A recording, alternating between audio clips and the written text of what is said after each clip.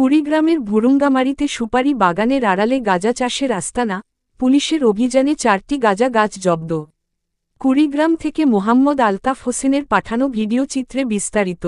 কুড়িগ্রাম জেলার ভুরুঙ্গামারী উপজেলার একটি সুপারি বাগানের আড়ালে গোপনে গাঁজা চাষের অভিযোগে অভিযান চালিয়ে ৪টি গাঁজা গাছ জব্দ করেছে পুলিশ।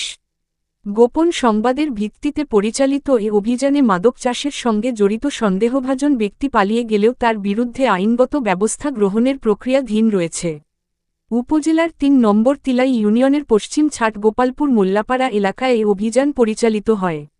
ভুরুঙ্গামারী পুলিশ সার্কেলের সহকারী পুলিশ সুপার মুনতাসির মামুন এবং ভুরুঙ্গামারী থানার অফিসার ইনচার্জ ওসি মোহাম্মদ আজিম উদ্দিনের নেতৃত্বে পুলিশের একটি দল অভিযান চালায়।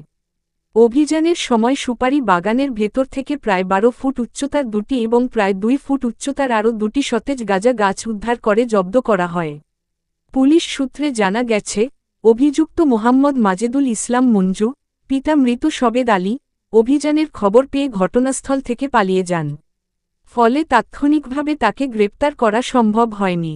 তবে তাকে আটকের লক্ষ্যে অভিযান অব্যাহত রয়েছে।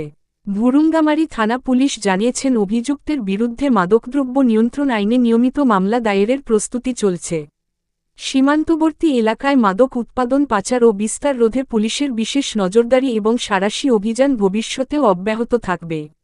পুলিশের মতে, সীমান্ত ঘেঁষা অঞ্চলের ঘন সুপারি বাগানকে আড়াল হিসেবে ব্যবহার করে কিছু অসাধু ব্যক্তি মাদক চাষের অপচেষ্টা চালিয়ে যাচ্ছে।